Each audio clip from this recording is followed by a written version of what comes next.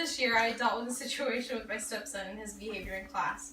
The teacher had sent home a note stating he had misbehaved in class after receiving a reward. This reward happened to be 3 pieces of snack-sized candy. My question simply was, why was he even given candy to begin with? With the way today's society is on handling children's behavior on elementary class level is simply curious to me and many others. Children are at school to learn, not to be babysat by their teachers. The way teachers handle their students' behavior is by rewarding them with special treats during school. And these special treats can consist of anything from candy to cookies to chips. But my question is, why are these teachers rewarding students for good behavior during class when students or children are expected to behave anyways in school? Then after these students have been given rewarded with these treats, the teachers will sometimes send notes home to parents informing them their children have misbehaved in class the second half of the day, but to find out they've been given candy in the middle of class as a reward for behaving. To me, this idea is completely backwards. The question is, why would you give a small child candy in the middle of class and expect them to behave the rest of the day? I don't think that's really going to happen very much. If anything, the treat should be given at the end of the day instead of the middle. Many studies have shown that candy or any junk food links directly to behavioral issues and even bad eating habits in children. Some of these studies have provided study results from social experiments conducted on preschool and elementary students. These studies explain why we should and shouldn't use foods such as candy as a form of reward to children.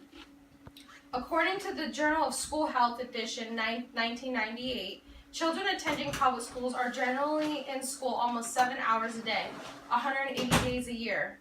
While students have options for obtaining food in schools, and the most predominant federal supported program is the National School Lunch Program, children learn about what to eat, why to eat, and they receive reinforcements and incentives for eating from their families or even incentives for behavior from teachers. Research with preschool children also indicates the instrumental use of foods reduces preference for foods eaten to obtain other rewards. According to Susan Baxter, who is one of the authors for the Journal of Health for School Health, foods that were presented as rewards tend to be more palatable foods such as that are high in sugar. For dietary guidelines recommend moderation. Since using candy as a reward with preschool children increase their preference for candy, similar outcomes probably occur when candy is used as a reward with elementary school children. Perhaps elementary school staff use candy because they perceive it as economical as well as desirable to children, which is why they don't use other things. However, there are other economical options they could use for rewards besides using candy. These options are also desirable to children. For example, the other options would be the use of stickers. Stickers may be used as a reward with young children, or even maybe used as older children as well. Considering the dietary guidelines, perhaps schools should begin to implement policies that limit or even prohibit teachers from using candy as rewards for children. Another study was even done with older students, such as 6th, 7th, and 8th graders, to show what happens to students as they get older when provided with treats such as candy for rewards, whether it's for behavior or even for their eating habits.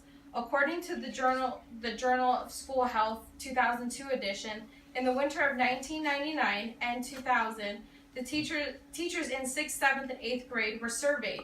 Questions were given to teachers were to address the teacher's classroom food practices, eating behavior while at school, personal health, and attitudes about the school's food environment. Use of food as an incentive or reward for students was a common classroom practice in middle schools, and most foods did not support the development of eating healthy patterns by young adolescents. Candy was the most frequently used item, reported as 73% of teachers, followed by cookies and donuts, which was 37%, sweetened drinks, which was 35%, and pizza, which was 28%. Many school teachers did not role model a healthy eating behavior at school. Low perceived personal health and high fat scores and low support for the school's food environment were some of the significant correlates of teachers' eating behaviors and how they promote overall teaching for their environment for their students. Parents and teachers alike attribute excessive motor activity and other disruptive behaviors to candy consumption. However, observation of any kind need to be tested scientifically before conclusion had been drawn, and the criteria of interpreting diet behavior studies must be rigorous. Although sugar is widely believed to be by the public to cause hyperactive behavior, this has not been scientifically substantial.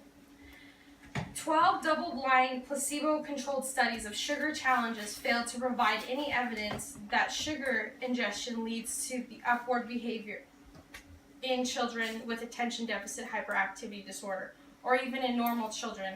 So basically, kids that have issues that are already diagnosed with ADHD or hyperactivity disorder, there is no correlation with those children or with normal children that don't have that issue.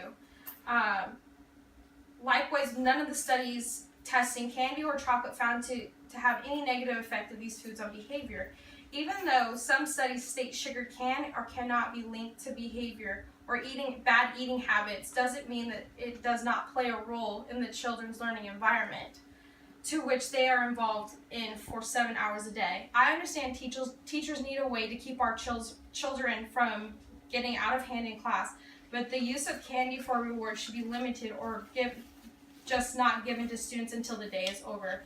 We as a society need to rethink what we promote to our kids and what teachers are providing our children while in school. Thank you.